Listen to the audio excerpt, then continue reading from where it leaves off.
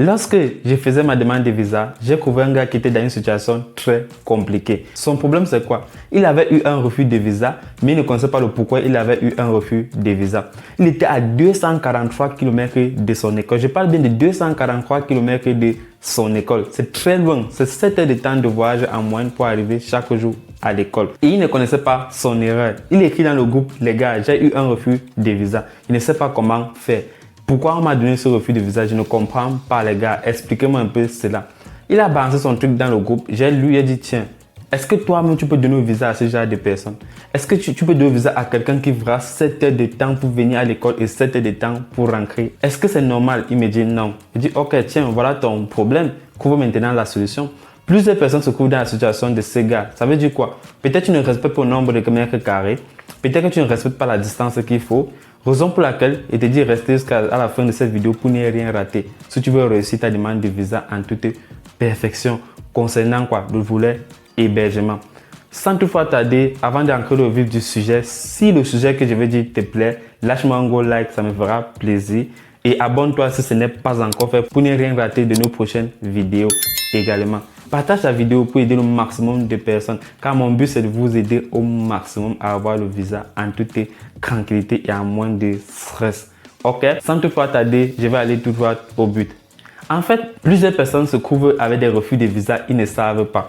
En réalité, il y a 7 motifs de refus de visa. J'ai bien détaillé ça dans le site internet. Ça veut dire quoi? Tu peux te connecter, le lien en description de vidéo, et tu télécharges les 7 motifs de refus de visa bien détaillés. Ce gars avait un motif 5 de refus de visa. Peut-être qu'il ne savait pas. Ça veut dire quoi? En d'autres termes, le motif 5 de refus de visa, qu'est-ce que ça dit? Ça veut dire ceci: vous n'avez pas assez de preuves suffisantes pour justifier vos conditions de séjour en France. Ce motif est beaucoup plus centralisé sur l'hébergement. Je n'ai pas dit totalement sur l'hébergement, mais beaucoup plus centralisé sur l'hébergement. Donc, côté hébergement, faites très attention. L'ambassade ne rit pas. Il y a 2 volets que l'ambassade ne rit pas avec: hébergement et volet financier. Donc, hébergement et volet financier. Ne joue pas avec ces 2 éléments. Ça va d'abord te présenter les documents qu'il faut. Ensuite, je vais te donner des solutions. Je vais aller sur les documents qu'il faut. Comme on a dit, vous n'avez pas assez de preuves pour justifier les conditions de séjour en France. Ton séjour en France, ok, tu vas me dire c'est un peu rattaché au motif 2. Ok, ce n'est pas grave, on s'intéresse beaucoup plus sur l'hébergement. Si tu n'as pas de logement, tu vas habiter où? Tu seras sans domicile fixe? C'est la question qu'il faut te poser. Parce que plusieurs personnes pensent que l'essentiel c'est d'arriver ici et avant de chercher le logement. Ok, tu peux arriver, quelqu'un t'héberge, ainsi de suite. Mais après tu cherches le logement, mais tu dois savoir où dormir exactement. Je te parle pourquoi? Parce que moi j'étais arrivé ici, on m'a abandonné à la gare. Je sais de quoi je parle. Je suis arrivé, j'ai fait 4 heures de temps à la gare. La personne qui était censée m'héberger m'a abandonné. J'ai fait une vidéo dessus. Et si tu veux aussi beaucoup plus connaître l'histoire, va sur le site internet, à la page d'accueil, tu vas voir cela. Ok, comme il disait, le document qu'il faut. Il faut avoir les preuves d'hébergement. Les preuves d'hébergement, il y a 4 solutions pour trouver l'hébergement. Et en termes de fiabilité, je te conseille beaucoup plus le contrat de bail. Fais-toi un contrat de bail, tu auras moins de problèmes. Deuxième solution, pour continuer au motif 5 de refus de visa, c'est quoi? Chercher l'attestation d'hébergement. L'attestation d'hébergement peut beaucoup t'aider. Mais attention, rassure-toi que celui qui t'héberge est comment? Son titre de séjour est valide pendant la période à laquelle il t'héberge. Si la période est inférieure à, crois-moi, déjà je te conseille de faire une lettre explicative. Donc, fais une lettre explicative en disant que bon, pendant ce temps, je reste celui et je vais chercher de logement bien après. Parce que tu ne sais pas si on va reconduire ce titre de séjour ou pas. Peut-être qu'on peut donner l'autorisation de quitter le territoire français et ça devient très dangereux. On se comprend? Troisième solution que je te conseille, c'est quoi? C'est chercher un logement au Crous. Un logement au Crous, ok. Tu vas me dire, ok Ismaël, c'est fiable. Moi-même, je suis d'accord avec toi que c'est très fiable. Maintenant, comment avoir le logement au Crous? C'est ça qui est très compliqué. Raison pour laquelle je n'ai pas mis le Crous en première position, tu vois. Le Crous généralement ouvre à mi-juillet aux étudiants étrangers et à l'intérieur, c'est déjà occupé. Nous, on a déjà occupé le logement au Crous. C'est les restes qu'on vous donne. Et c'est ça en fait. Si tu mises beaucoup plus sur ça, je te rassure. L'année où je faisais ma procédure, j'ai tapé la recherche sur ma ville concernant le logement au Crous. Il n'y avait plus rien. Et le réseau dérangeait, le site était perturbé. Donc, il ne faut pas t'asseoir, te coucher, dormir en comptant sur ça. C'est très important de connaître cela. Ok? Si cela te plaît, c'est une très bonne chose. Maintenant, quatrième élément, chose que je ne vous conseille pas, c'est quand les 3 autres éléments sont déjà off pour toi. Ça veut dire quoi? Tu n'as pas l'opportunité d'avoir un contrat de bail. Tu n'as pas l'opportunité d'avoir l'attestation d'hébergement. Tu n'as pas l'opportunité d'avoir un logement Crous. Là, tu peux faire une réservation d'hôtel. Donc, tu peux réserver un logement pour 2-3 semaines et faire une lettre explicative. Mais ce cas est très, très risqué. Comme je suis en train de dire, ce cas est très risqué. Donc, c'est à toi de voir. Mieux vaut faire ainsi que de ne pas déposer sa demande de visa. Donc, vaut toujours mieux essayer. Parce qu'il y a certaines personnes qui essayent, mais elles se retrouvent en train d'avoir le visa.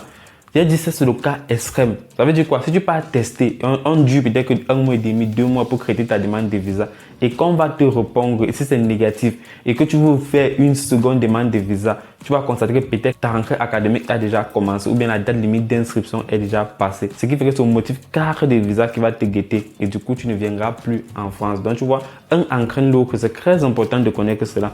On ne vous dit pas ça. C'est pour ça que dans cette chaîne, je te dis ça.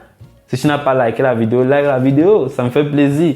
Ok, sans toutefois tarder, tu connais les solutions qu'il faut pour trouver l'hébergement. Maintenant, quelles sont les conditions d'hébergement à respecter? C'est la question que tu te poses. C'est poser, tu vois. Si tu veux un logement en France, sache que c'est 9 mètres carrés par personne minimum. Il a bien dit minimum 9 mètres carrés par personne. Je n'ai pas dit maximum. Ça veut dire quoi en termes simples? Si quelqu'un t'héberge et qui vit seul, il doit avoir une superficie minimum de 18 mètres carrés. Il peut avoir plus, ça veut dire qu'il peut avoir 24, 25, 30 mètres carrés. C'est très important de connaître cela. Superficie minimum de 18 mètres carrés. Si la personne qui veut t'héberger, il y a 2 personnes à la maison, tu vois, il doit avoir quoi? Minimum 27 mètres carrés. C'est très important, ça rend 9 fois croire parce que tu es une nouvelle personne qui arrive et ainsi de suite, tu calcules comme ça et du coup, tu auras la solution à ton problème. Si toi, tu cherches également un contrat de bail, c'est pareil. Déjà, l'avantage au Crous, c'est qu'au Crous, c'est minimum 9 mètres carrés. Donc, ce qui fait que tu seras seul et tu auras tes 9 mètres carrés posément. C'est très important de connaître cela. J'insiste beaucoup plus sur ça. Renseignez-vous. Et ce n'est pas tout le monde qui peut t'héberger. Informe-toi dessus qui est susceptible de t'héberger. Est-ce que ces papiers sont valides? Est-ce que son titre de séjour est valide principalement? Si c'est un Français qui t'héberge, là, c'est moins de stress. Là, quand même, ça peut passer facilement. Ok, une fois regardé la superficie, quelle est la distance qu'il faut? C'est la question que tu te poses. La distance qu'il faut, c'est quoi? Généralement, on ne met pas une distance très spécifique, tu vois. On veut une distance raisonnable. Que toi, tu essaies d'imaginer, pas 7 heures de temps pour arriver à l'école. Pas 7 heures de temps pour aller à l'école. 7 heures de temps, c'est énorme, les gars. Rassure-toi d'abord quoi? Que ton transport est fréquent. C'est la chose qu'il faut te rassurer. Imagine-toi que tu pars chercher un logement où il n'y a pas moyen de transport en commun. Tu vas venir comment? Tu vois? C'est la première chose à te rassurer. Et c'est sur Map. Tu peux taper ça sur Map. Rassure-toi que chaque jour, il y a peut-être un train, un bus, un tram qui passe à moins chaque 7 heures, chaque 6 heures. Peut-être chaque 5 heures ou chaque 9 heures, tu vois. Et le soir, c'est pareil. Ça veut dire, regarde d'abord si ton transport est fréquent. C'est la première chose à regarder. Deuxièmement, regarde la distance école-logement. Je te conseille de prendre maximum 1 heure. C'est très conseillé. Je te conseille de prendre maximum 1 heure. Tu peux prendre en descendant, c'est très bien pour toi. Maintenant, si tu es en zone parisienne, je crois que 1h30 peut passer. Parce que je connais également des personnes qui étaient à 1h30 de leur école. Parce que ce n'est pas évident. Tu vois, les logements à Paris sont beaucoup plus saturés. Si tu veux savoir beaucoup plus sur les motifs de refus de visa, je te conseille d'aller taper franceetudes.com. Tu auras toutes les explications sur les motifs de refus de visa en toute tranquillité. Et inscris-toi pour télécharger gratuitement les documents expliquant cela avec les différentes figures. C'est très important de connaître cela et de continuer cela. Si ce contenu t'a plu, lâche-moi un gros like, ça me fait plaisir. Et abonne-toi si ce n'est pas encore fait. On se retrouve dans les prochaines vidéos. Ciao.